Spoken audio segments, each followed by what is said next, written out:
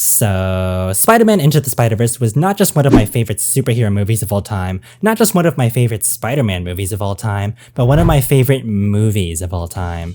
It completely changed the game for what the medium could offer and animation as a whole. It delivered in terms of a coming-of-age story, a multiverse story, it had heart, humor, and amazing visuals, and short thing short, I had expectations for Across the Spider-Verse. So did it live up to those high standards? Well, let's see. But before I get into all that, if you guys enjoyed today's video, please remember to leave a like and subscribe, and follow my Twitter to stay updated with me and my content. Alright, let's do this one last time. Spider-Man Across the Spider-Verse yet again follows Miles Morales, however this time he shares almost equal screen time with Gwen Stacy. It's still very much Miles' story, but Gwen steps up a lot as a character here and it really works. Now I wasn't too concerned about how good this movie would be, to be honest, but one thing I was slightly apprehensive about was if it would still be able to tell a grounded and cohesive storyline despite all the multiverse shenanigans that occur. Thankfully it has no problem telling a compelling narrative that everyone can relate to without getting lost in the spectacle. Miles starts out with several relatable and grounded issues. He's missing his friends from the first movie, he's losing connection with his family because of this secret he has to keep from them, and he's yearning to get out there in the world when college comes around. Meanwhile, Gwen is dealing with issues of loneliness, disconnection, and finding a way to reconcile a broken relationship with her father. The movie spends a lot of time, probably about an hour or so, just simply fleshing out their stories before they even go into another world. The creators behind the film truly understand what actually makes a good superhero movie, because most of them truly get lost in the spectacles, CGI, or trying to set up a future movie. Also, a lot of blockbusters in general just look kind of flat, and we also have another animated movie that is literally twice the budget of this movie that doesn't look all that great. I don't mean to pit Spider-Verse against other movies, but I just want to say that there's a lot of genuine effort and a clear intent to break away from the current grain of blockbuster and superhero cinema. Visually speaking, this movie is simply jaw-dropping. It has about 6 different animation styles, but if you're trying to incorporate the art styles of all the different characters, it's gotta have like 100+ thrown in there. This is genuinely a movie where you can pause any frame and make that into a poster because this movie is a visual work of art from start to finish. I couldn't believe how unique all the worlds were, how stylized they felt, and how vibrant, colorful, and creative it all was. As a person who doesn't read many comics, it still elicited a feel of what a comic book come to life would look like. This movie is a game changer for animation, and I hope it continues to influence other studios to take big leaps like this because it truly paid off. It's safe to say that this was well worth the 5-year wait, and I wouldn't even mind if Beyond the Spider-Verse got delayed because if it's as good as this, then it should take all the time it needs to be fully polished. Next, I want to talk about the villains in the movie. The first one being Spot. And I'm not kidding when I say this, he's probably one of my new favorite superhero villains ever. I know that's ridiculous and there's probably some recency bias, but I just love this villain so much and I wanted a lot more of him. He starts out as this clunky villain that's absolutely horrendous at being bad to the point where it's kinda wholesome.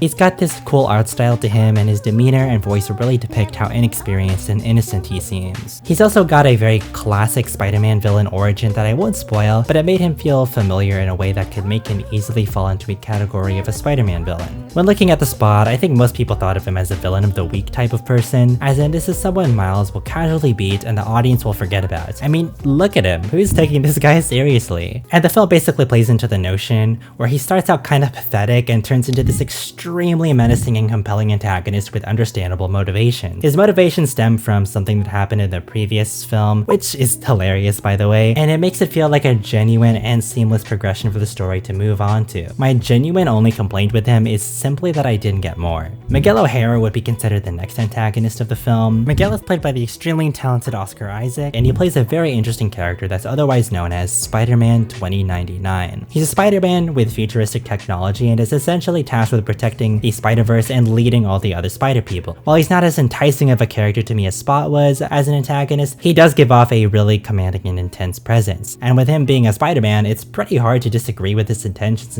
and goals because there's an inherent goodness to him, unlike Spot. But that's why having multiple antagonists in this movie works in the first place, because they're so well developed and different from each other whilst being able to complement the protagonist's journey. My only complaint, again, would be that I simply wanted more, which is a theme that I'd like to get back to later. Next, I want to talk about the other characters, Easter eggs, and references. This was something I was also mildly worried about because I hate when cameos and references are just thrown in there for audiences to do the Leonardo DiCaprio pointing meme. Although, I admit I kinda get roped into that too sometimes. But I knew beforehand that there were gonna be a lot of Spider-Man in this movie I'd recognize, and if you don't know, I won't spoil who they are. And honestly, the movie handles it pretty well. Sometimes it can be a little in your face and distracting, but for the most part, it worked. And it only works because it's telling a narrative about a bunch of Spider-Man, so it's natural you'd see some that you're familiar with, but it never makes it a requirement that you understand who these characters are. You don't need to have done homework just so that you won't be confused about certain parts of the movie. Everything in the film narratively works and is able to give some natural fan service. Next, I want to talk about the music and the score. So instead of a compilation of artists making the soundtrack, the creatives enlist Machuw to make the album. A lot of people might disagree with me, but I really love how much of the music was incorporated into the Spider-Verse. It added a timely feel to the current generation that Miles represents, and it just added an extra flavor to everything because it really adds character to Miles as well. I really don't think the music was incorporated as well, as in it really doesn't add much to the movie and mostly serves as a way to transition into the next scene. There's also definitely no Sunflower equivalent, but I actually think that's okay as there was no need to try and recreate that feeling or try to top it. Music just felt like a fairly big deal to Miles in the first movie, and I do kinda wish it was incorporated just a tiny bit more. But for the lack of music, it completely makes up for in terms of score. Daniel Pemberton, the composer, goes extremely hard in this movie.